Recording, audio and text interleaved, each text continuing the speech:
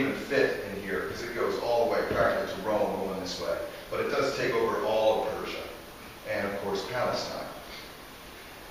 Now, the Greeks, first of all, the Greeks were a seafaring people. And when they took over this whole area, this neutralized Palestine and Jerusalem being great economic partners. They were brushed aside because you no longer had to worry about that trade route I was telling you about, because the Greeks had boats. Lots and lots and lots of boats. Plus they had connections all the way with Rome and Tarshish, which is now Spain, all the way to the other side of the Mediterranean.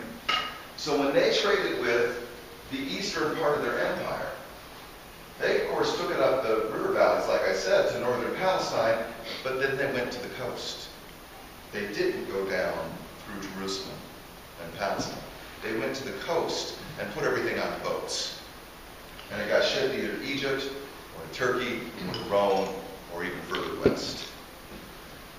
Jerusalem and southern Palestine began to die. People left in droves because the economy was miserable. There was nothing there. This is an important thing that we need to know to understand both Hanukkah and Christmas. Jerusalem, Bethlehem, all of southern Palestine was a backwater of the Greek and Roman empires that nobody wanted to live in. It had lost its glory. It was gone. So, around the year 175, the Greeks have been in control of everything for 150 years.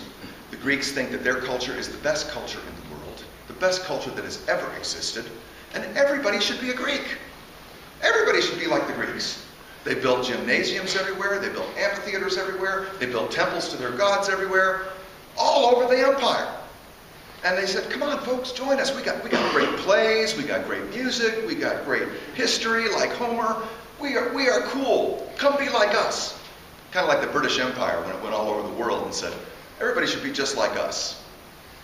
Yeah, that was the Greeks back then. Well, in the year 175, the Greeks marched into Jerusalem because they were tired of Jerusalem doing their own thing. There were these Jews in southern Palestine. There weren't very many of them anymore. It was kind of a run-down place. And they kept insisting that they needed to observe their own religion and not be Greeks. There were a lot of people in southern Palestine who had become very Greek and had begun to worship a lot of the Greek gods. But Jerusalem was holding fast. They were still doing those sacrifices in the temple. They were still trying to keep themselves separate from the Greeks. And so Antiochus Epiphanes, the leader of the Syrian portion of the Greek Empire, marched on Jerusalem with a small army and quickly took it, because there were very few people there. And they took over the temple, and they set up a statue to Zeus in the Holy of Holies. You want to tick off some Jews. Just go into the Holy of Holies. Let me explain this a little bit. The Holy of Holies in the temple was supposed to be the place where people were to connect with God. And only the priest would go in there once a year on the Day of Atonement to atone for the people's sins and his own. And the ancient rumors are that he used to tie a rope around the priest's ankle when he went into the Holies of Holies, just in case. And when you got into the Holy of Holies, there was just an empty seat. Because Judaism had a prohibition about making any images of God. So the empty seat was the idea that no image could ever fully describe our God. So we keep the seat empty. And that was called, and you'll notice this phrase appear in Scripture over and over again, the mercy seat. So the priest would go in once a year into the mercy seat. Once a year!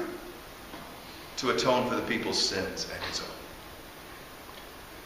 To go in and put a statue of Zeus in that space got people really ticked off. And there was a family known as the Maccabees who started the guerrilla war against the Greeks in Jerusalem. And within only a couple years, routed them.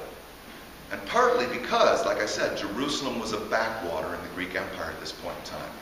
There was only a small army there. And so they routed the small army, took Jerusalem over again.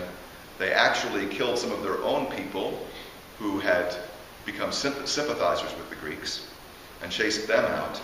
And so Jerusalem and the surrounding area became a sovereign Jewish state for the first time in centuries.